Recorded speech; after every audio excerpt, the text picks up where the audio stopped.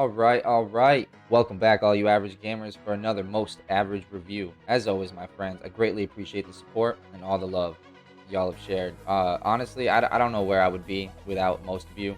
Uh, so thank you. Honestly, I don't know where I'd be today. And as usual, what the YouTube's like, drop a comment, drop a like, dislike, whatever. Share if you can. Hit that subscribe button if you want to see future content like this. And let's go ahead and get into it. Today, we're going to take a look at Grand Theft Auto Vice City Definitive Edition.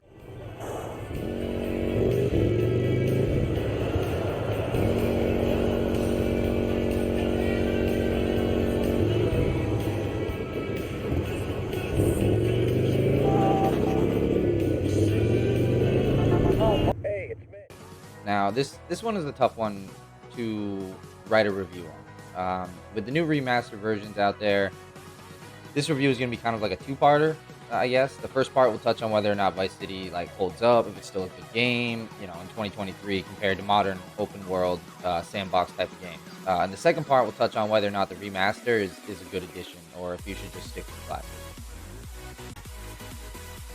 And if you average gamers are looking to take your game to the next level, definitely check out Glitch Energy. New and improved, made by gamers for gamers. Use promo code MostAverage on your next checkout for 10% off your next purchase. Help me, help you, help me, help you. All right, let's get into it, shall we?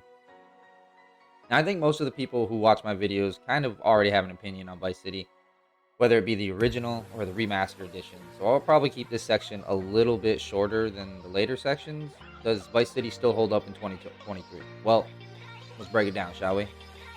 As far as the plot goes, well, that can be pretty subjective. Personally, I like the story. It's cheesy and over the top, but it's inspired by the likes of Miami Vice and Scarface, so it kind of works as far as a video game goes.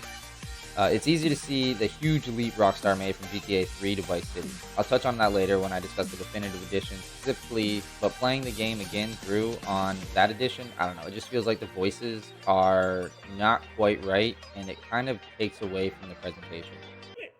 Tommy, man, that psycho's back! What's going on? That psycho won't leave Lovefist alone. You didn't kill him, man, and now he's back? Yeah. The thing is, we need someone to drive the limo we can trust, because that nutter keeps making threats! Tell me, I need my mom. we're all breaking ourselves, man. Okay, guys, calm down. I'll handle this.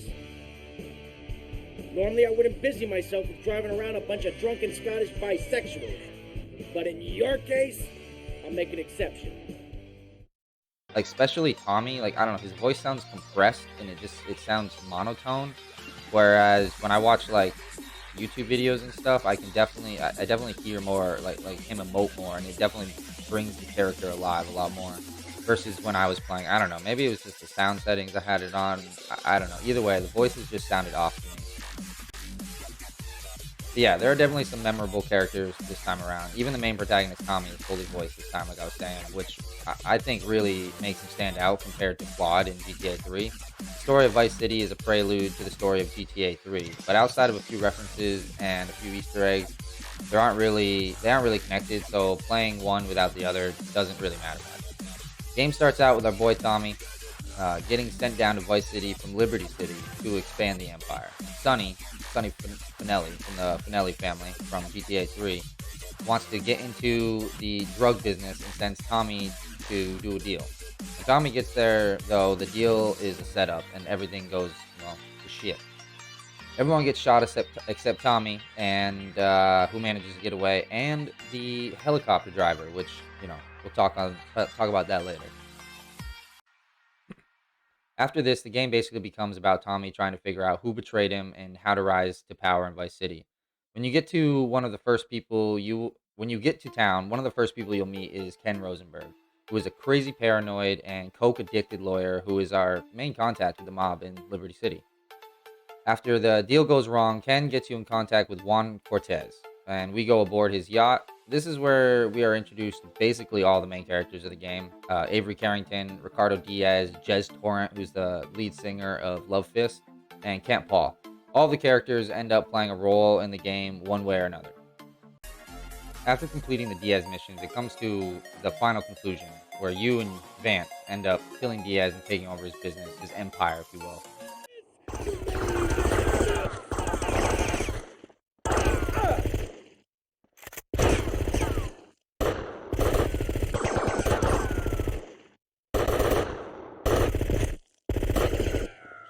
until he dies, or he's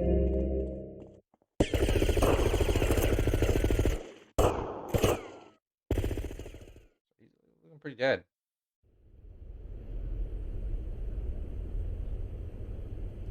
You stupid pricks! My beautiful house!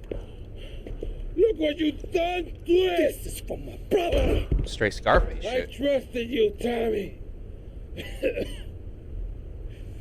I would have had you made. Say goodnight, Mr. Diaz.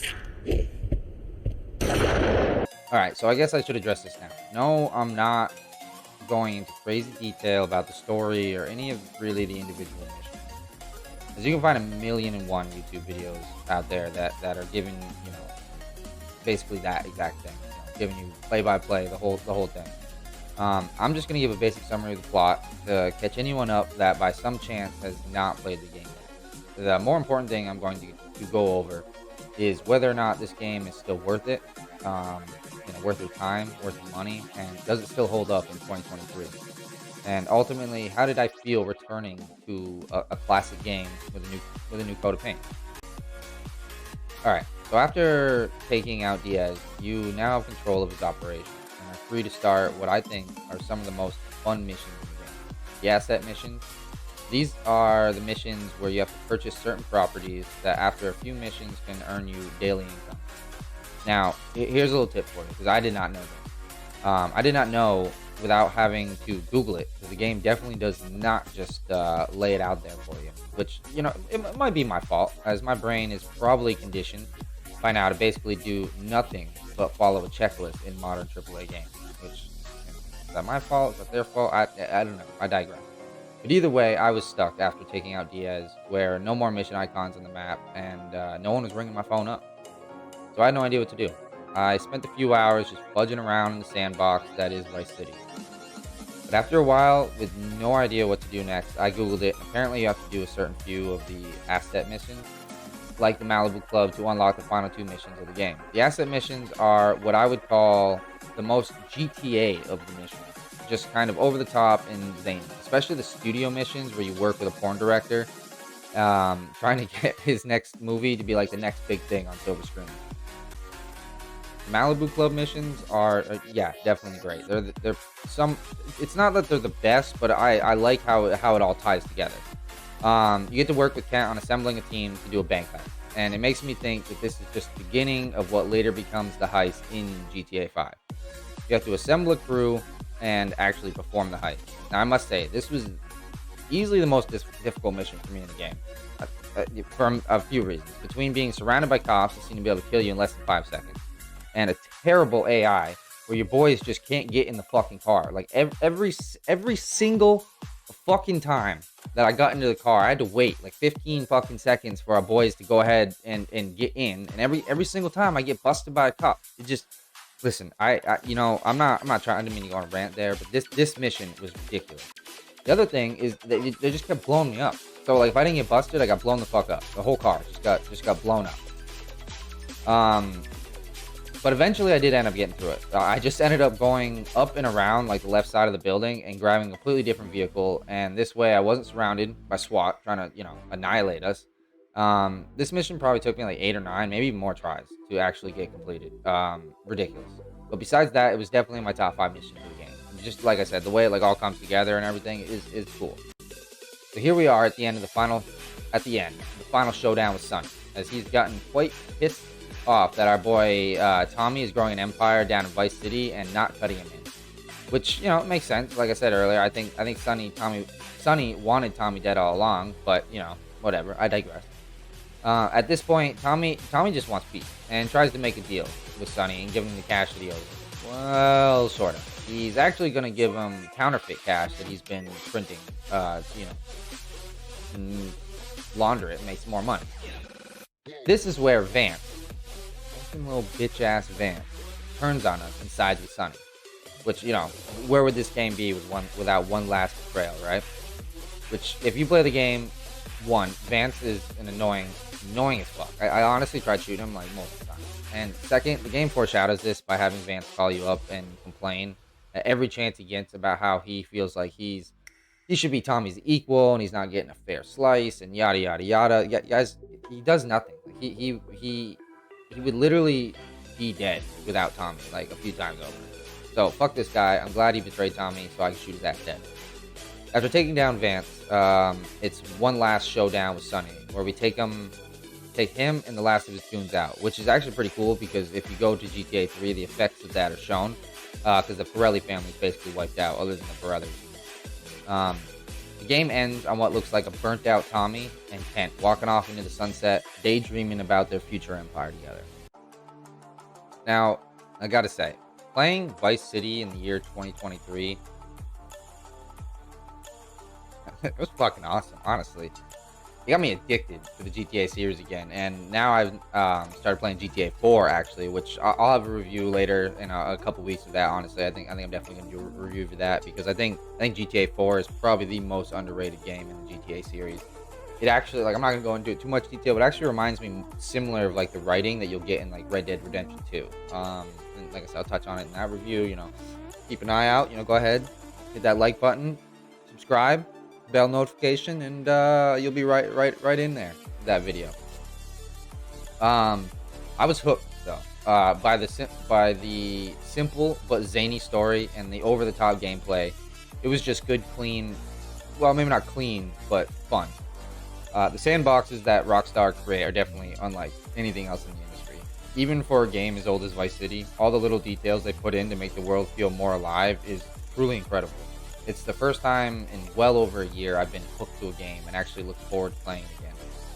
I will say, like, look forward to playing again as in, like, I'd be at work, be doing something else, and be like, man, I kind of want to play, like, Vice City. I will say, though, the Definitive Edition definitely comes with its issues, though. The world, as you will, like, definitely looks a lot better. And overall, I think the game looks more modern. But looking at YouTube videos of the original versus the remaster, it definitely lost its charm or its tone. Like, each game, I feel like had like its own like tone to it, whereas now all three games kind of look the same. Now, I haven't played the other two games because I got Vice City, like, you know, through PlayStation and stuff, free. So I've only played this out of the three, and I'm hoping to eventually maybe pick up and review and play the other two. At least San Andreas. I really want to go back and play that game again.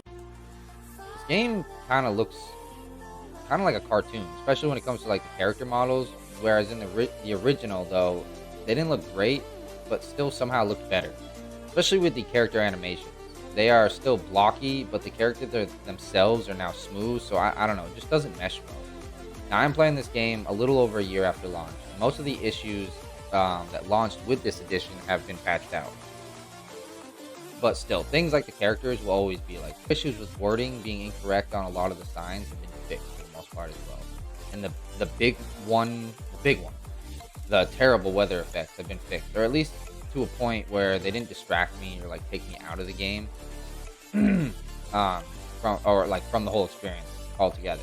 But even with all the little quirks, this game, I couldn't believe how much fun I was having. How many times I genuinely laughed at something happening in the game, and it was refreshing after what feels like a few years of disappointment in the game space. Like, of course, we've had a few gems here and there. I'm not gonna say everything's been a disaster, but you guys know what I'm saying. Now, I'm sure if you're wondering if I think this definitive edition is worth the price. Honestly, that's a tough question. I think if you asked me 5 days in a row, I'd give you 5 different answers. First off, the definitive edition comes with 3 full games and all, if any, DLC. The game is primarily patched to the best it can be with the type of remaster the game is, because the game is actually not remastered from the original PS2 code, but rather the portable version of the game that in itself was already sort of a remaster of the game, and that's kind of why this game is just a little off. But yes, I think it's worth the money. I think it's worth the time, especially if you can get the game on sale. It's worth going back and playing these games. But if you still have the original version, I would not waste the money. For most though, this is the only way you can play, as Take-Two took down the other versions of the game on the digital market. So yeah, I think overall it's a good package. I just wish a more competent team, or I don't want to put it that way, like a team with a more hands-on approach rather than using such a heavy AI upscaling to make the game look better. I think games like this deserved a much more hands-on approach personally.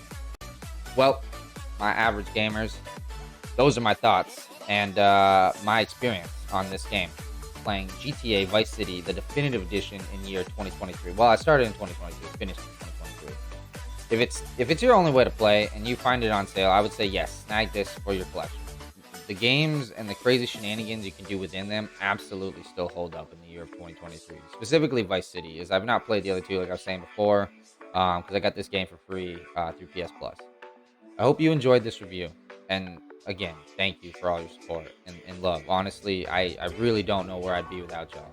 Those always, my friends. Stay safe, stay healthy, stay sexy, and go make some average plays for your boy. I'm gonna catch you on the next one. I'm over. I'm out. A deuces, y'all.